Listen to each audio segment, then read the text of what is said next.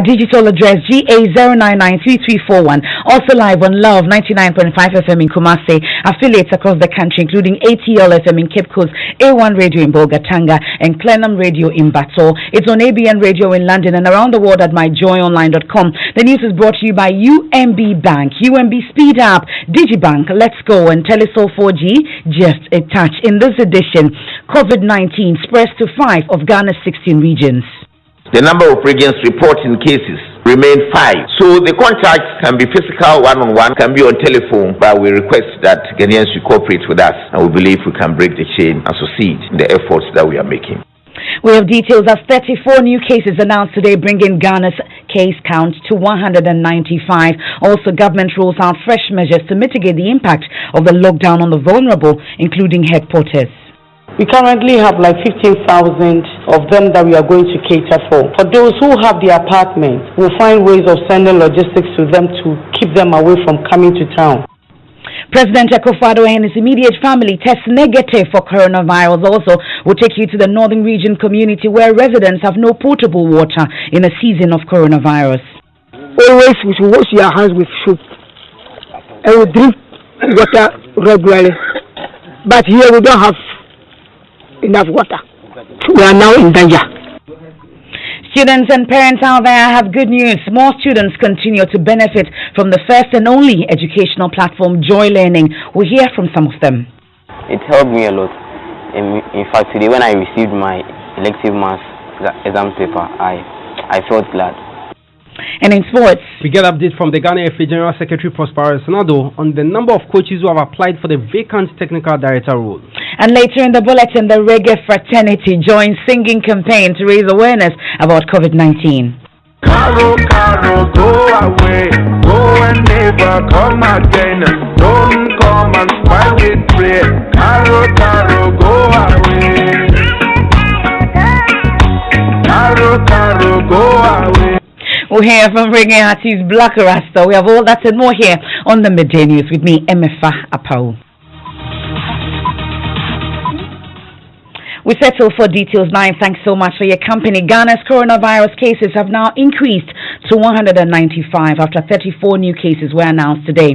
It brings the total number of regions affected to 5, with the Eastern region the latest region to record a case. So far, Greater Accra, Ashanti, Northern and Upper West regions have all recorded cases.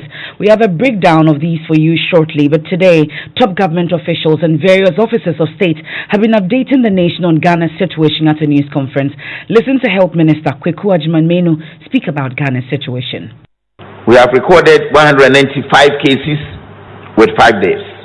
The number of regions reporting cases remain 5. Greater Accra, Ashanti, Northern and Upper West. The Greater Accra region has the most cases, 174, followed by the Northern region, 10, Ashanti region has 9, Upper West region 1, and Eastern region 1. Most reported cases now are from routine enhanced surveillance activities. Cases from travelers under mandatory quarantine remain 89. That means that we have taken all their samples we have got those positive and those negative are still in hotels observing the mandatory 14-day quarantine period.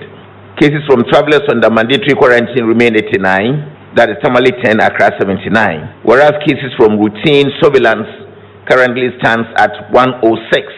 Accra 95, Kumasi 8, Obuasi 2. As at 08 hours this morning. So that's the Health Minister, Kweku Agyemang-Manu. If you're still confused, don't worry. The head of our health desk, Fred Smith, was at the briefing. He joins me in studio to give us all the breakdown. So let's start with the breakdown for the regions and the cases recorded there. Well, we have Greater Accra, the west affected. It has 174 cases, followed by the northern region. They have 10 cases, which we heard yesterday. One of them has escaped. Ashanti region has recorded 9. Upper West and Eastern regions have 1 each. Now, I'll give you a breakdown of Eastern region because it's the latest we're recording a case from. The case is in the lower Manya-Krobo municipality of that region, and the victim is an Indian working with a company constructing the railway from the Eastern region to Tema. They've now Well, so those are the details for the breakdown. Okay, but tell us about the measures the minister announced to contain the spread. Well, there's been an improved contact tracing and testing for those who have been exposed, and these persons will be checked if they've come into contact with anybody who's tested positive. We have the health minister give details of that. If you come and you are living in NT49, and all the people in NT49, about 5, your family people, have been tested, and that person and none of them had gone to NT48, we are not going to test anybody in NT48. So the contacts will continue from contact to contact. But if you have not had any contact and they don't have evidence to suspect you, there will not be any sample taken from you. But we request that Ghanaians should cooperate with us, and we believe we can break the chain and succeed. Now, Fred, another issue that has come up has to do with the facilities for treatment of these cases. What's the latest on that? Well, some significant progress in this direction. The University of Ghana Medical School, the University of Ghana Hospital, the East Hospital, which has 100-bed capacity, and the Bank of Ghana Hospital are all going to take care of patients who test persons who test positive for COVID, and the health minister has also been given details about this. University of Ghana Medical Center. That is ready for use. Training has been completed. There are 14 beds for holding area and 14 beds for treatment. 5 ICU beds are also ready. We have had engagement with Bank of Ghana, and they have released 2 floors that will take care of 20 beds for our use. Because the facility doesn't belong to the Ministry of Health, Bank of Ghana has agreed that their own people and some VIP personnel will be allowed there. So in case we get some of you here, VIP people, we are likely to take you to Bank of Ghana Hospital. Why are you laughing? You are all VIP people. In this material, Obianyo. Now, let's talk about a very topical issue, the issue about the president and the family and their status when it comes to COVID-19. Well, we're told that they've all taken the test, the president, his wife, and other persons around them, a total of 99 persons. They've all been tested for COVID, and the results are negative for all 99. The president's personal physician was at the news conference, and she gave the following details.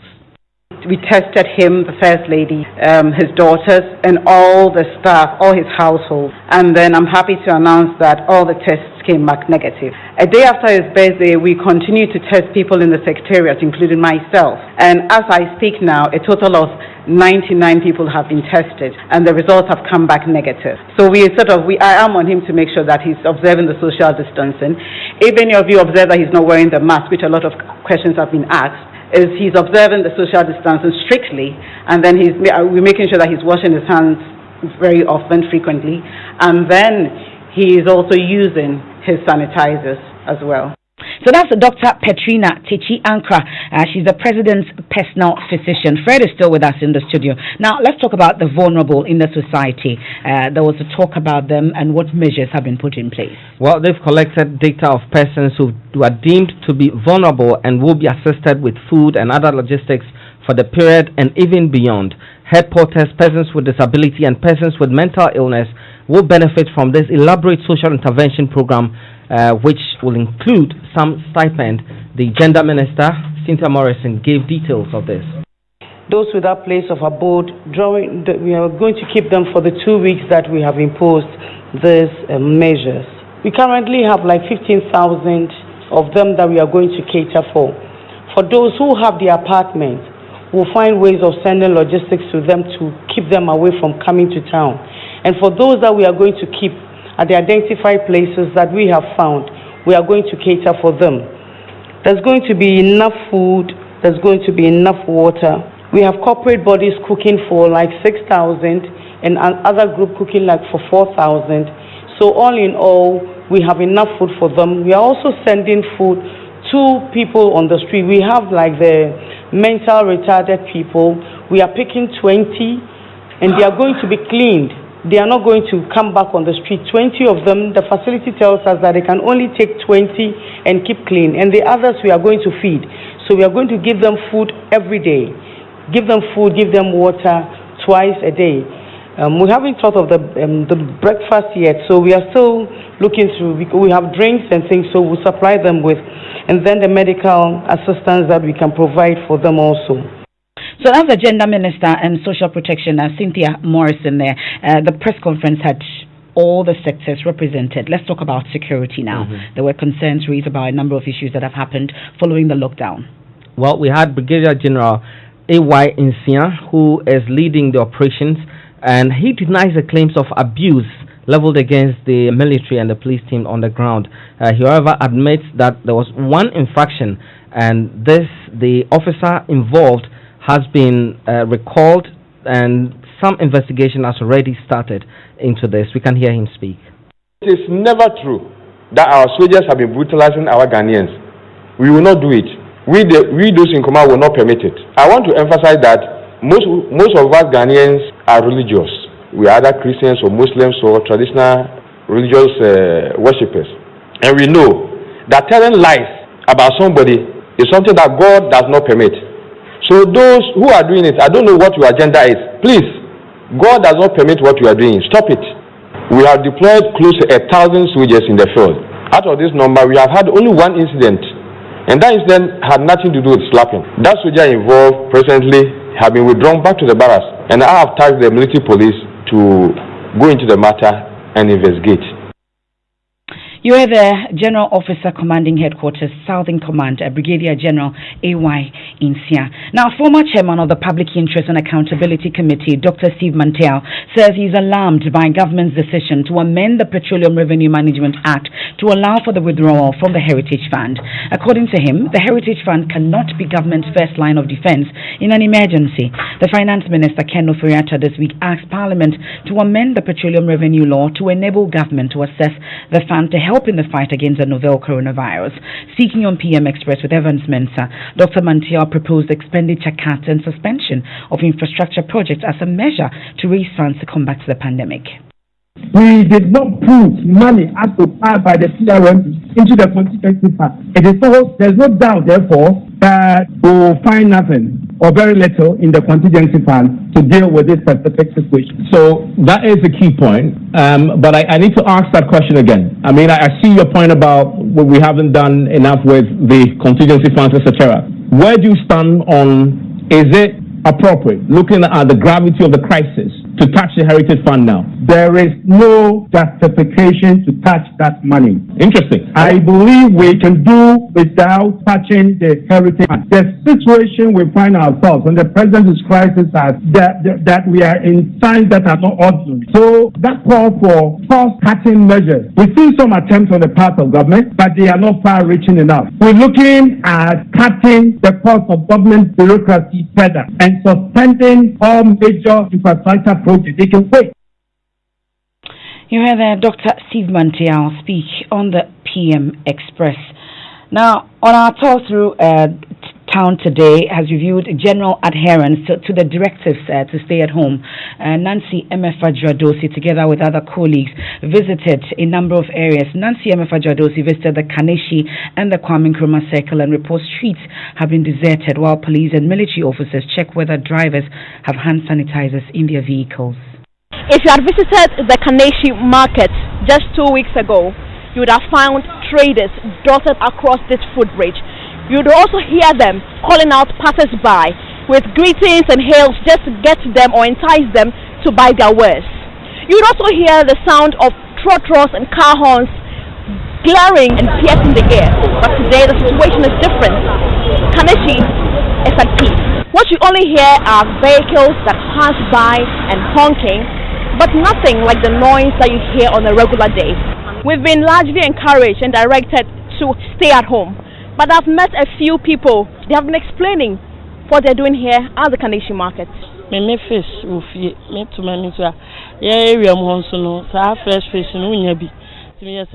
I wanted to prepare food at home, but I realized I didn't have fish, so I decided to step out to buy some.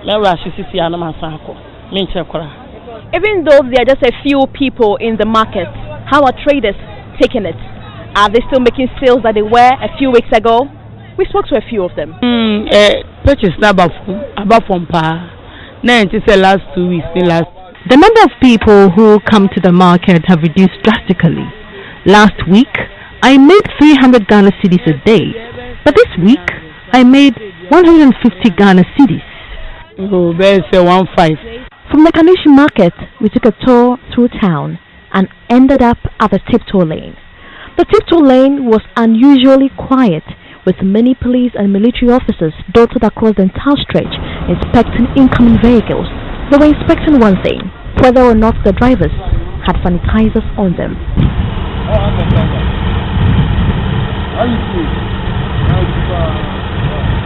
Largely, Ghanaians are obeying the guidelines, so hashtag stay at home. Nancy Emefa Apawu reports there. Now let's head to Community 18 in the Tema West Municipality, because what was intended as an act of philanthropy has aroused anger in the area as residents protest Bishop Titi Ofe's plan to let the health directorate there use its property, the Titi Ofe Center, as an isolation center for COVID-19 patients. Now residents of the Community 18 neighborhood approached the bishop Wednesday morning, questioning why they were not consulted before that decision was taken. Speaking to Joy News' Yankson, the residents threatened to drag the bishop of the Pleasant Place Church to court. The concern of the community is that we're not consulted. We feel this place is not good for an isolation place, because if you check, the next neighbor is just a wall away from them, both sides and even the back. The gutter that is supposed to be used, if you go down there, we all use the same gutter. And no, this is an infectious disease that has come up. It's now even said it's in the air. I mean, we have community living here. Even when you go to the hospitals, the isolation centers are mostly getting to the mortuary side. It's taken away from the main hospital itself. Why would you want to plant an isolation center in the middle of the community? That's our concern, because we wanted the engagement to be taking place first. If it doesn't, then we will have to seek for legal injunction, which we will go and do, because at the end of the day, we can't risk our life. So are you asking the bishop to stop what he is planning? What we are basically saying is that if he wants to use it for any other thing, the name of the place is Isolation Center, so it's isolated from the community. Why would you place an isolation center in the middle of the community? I mean, it beats everybody's understanding. Now, those are some residents there. My colleague Kojo Yankson has been following the story. He joins me in the studio with more on this. Thankfully, you've been able to speak to Bishop Titi Ofe. Yes. What has he said? I actually spoke to the bishop before I encountered the residents, and he is of the view that it would be up to the municipal health authorities to determine how suitable his facility is. One of about 3 spaces we are offering for accommodation. So we set out the place. We want the experts to come and see whether the setup is okay for the experts, and once it's okay for them, it's available to be used. The health authorities have been to look at it. Will there be a need for any modifications for their purpose? Yes, Dr. Obrimpong Owusu, who is the head of Tema West Public Health, was excited. The first remark was that, we thought we were going to bring in beds, but you already have beds here, so I'm excited about it. For the feedback I'm getting, the MP for the area, the MC for the area have all called in, and everybody's excited. I actually didn't know that there was that huge need for such a facility within the Tema West constituency. Because I have lived here in the last 20 years. I've been on the Sprinters Road in the last 20 years. I moved to the Tema West part of the Sprinters Road about 12 years, 13 years ago. So I'm part of this community. I have been involved in a lot of social interventions in this community, and I think that is the least I can do at this time. Now, Kojo, you have been to the facility. Have we started using it? Not yet. They've cleared it out. There's some furniture there, some bunk beds, dozens and dozens of them. And the bishop says that the health authorities have been to inspect it and are very happy with the setup. There was no comment about whether or not it is in a suitable location. That is yet to be determined by the authorities. Thank you very much, Kojo Youngson. Now, what would an outbreak of COVID-19 mean for a community where overcrowding makes social distancing impossible? With no hospital in a community of 100,000 people, accessing healthcare already is a luxury for people in Old Fadama here in Accra. In the following report, Joy News' Justice Beidou looks at how an outbreak of this disease would mean for the country's largest slum. Inside a rundown structure on a sunny afternoon, a group of people hold hands in prayer, hoping that could save a community of over 100,000 people from the venom of a global pandemic that has now infected close to 1 million people and killed more than 35,000. This coronavirus, we don't know what it is. But you know here, most of us, we are illiterate.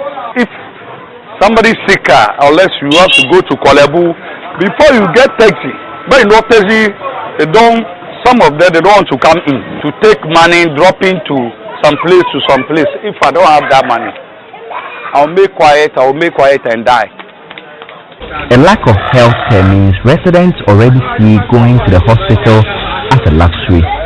If you are there as a millionaire, you are there. Anything happen to this community, it will affect all of them. Because we have the Kayaye, if they do market here. You see, and they use the Kayayo, carry my pants for me. And so if one is affected, you carry it to your own place as well.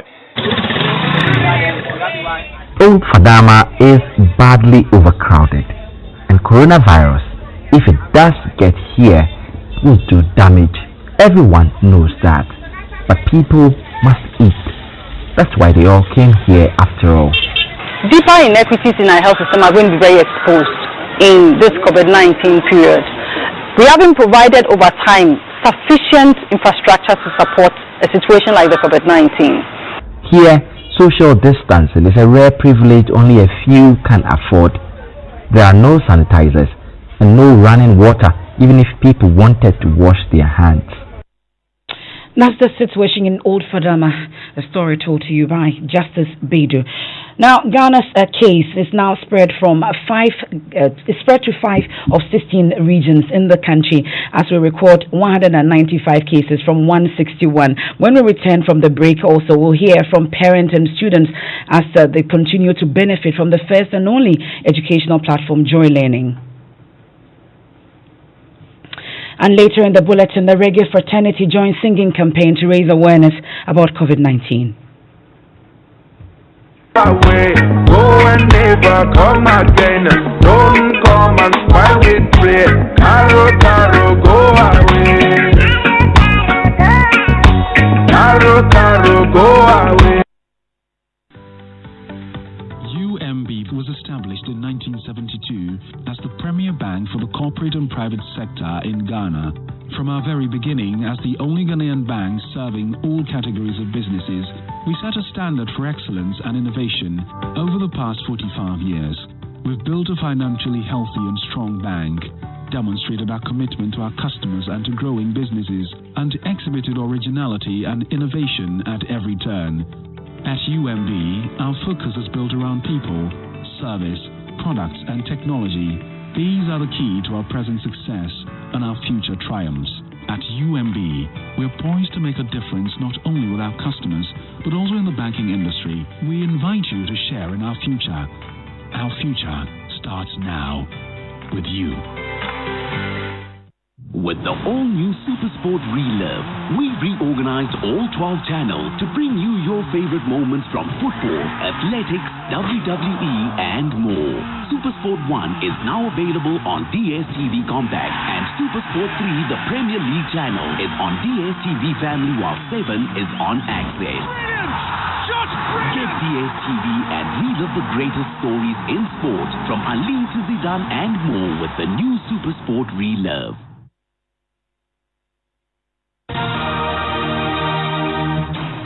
Thanks for choosing the best. Time for sports with Benedict Owusu. Now, yesterday was the last day of Coach Utia Kenten, who served in the capacity of a technical director of the Ghana Football Association for close to 9 years. Now, the FA has already begun the process of appointing a new technical director, but the outbreak of the coronavirus has slowed the process. Here is General Secretary of the Football Association, Prosperous Senado. The advert period is over, when to receive CVs and things are over. So the process... Do you have an idea how many people have expressed interest? A lot of people. Okay. A lot of people. A lot of technical directors from Europe, from South America, everywhere. Okay. Yes, some from Ghana. So Coach Oti Akenting is leaving the position? His contract will not be renewed at the end of this month. We are still in March, so end of March he ends his contract with the FA. I see. So he's leaving. He won't play any other role with the FA? He's a member of the Ghana Mine Soccer Center committee. As of right, he's not there because he's a technical director. No, he's there because as himself, and so he would remain in the Ghana Mine Soccer Committee. That's the pram. So everything being done there is part of the people whose knowledge and know-how we are tapping. That's Prosperous Senado, who is General Secretary of the Football Association. Thank you very much, Benedict. Let's head to the northern region now. And in this coronavirus season, we've been bringing you the stories of communities that do not have access to water. Let me tell you about this. Kukbehi in the Sanorigu district of the northern region. Residents say an outbreak of COVID-19 in the area will spell doom for them as they do not have water to maintain personal hygiene. My colleague Jojo Kobina visited the community. Here's his report. Festive times here in Kotre, a town in the Sanorigu district of the northern region. High temperature days mean people have to drink a lot of water. In a time of coronavirus, consuming more water and washing hands often are healthy things to do. Unfortunately, according to residents, the taps have been dry for the past 3 months. They can give us once a month, but now up to 3 months now we don't get water. To hear the coronavirus, and we are very fear about it. They say we should wash their hands with flowing water. Always we should wash your hands with soap, and we drink water regularly. But here we don't have enough water. We are now in danger. So they fall back on the Banka Dam for all activities.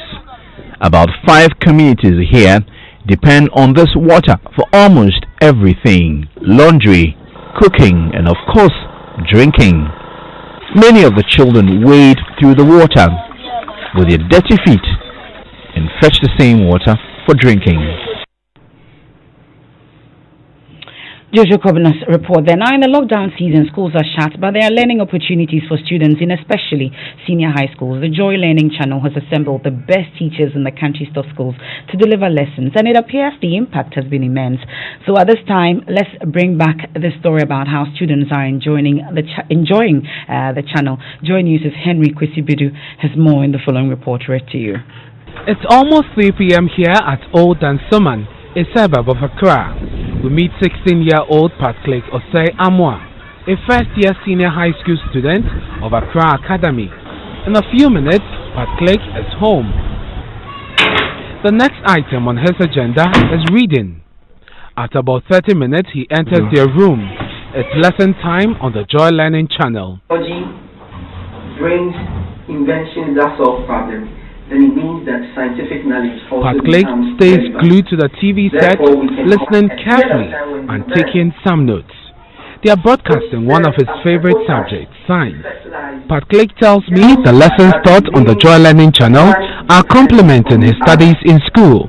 I first saw the advertisement on Joy News and I decided that I should make an effort to watch the lessons. Like the e-maths, some of the core subjects like science. I find them difficult to learn by myself. It helped me a lot.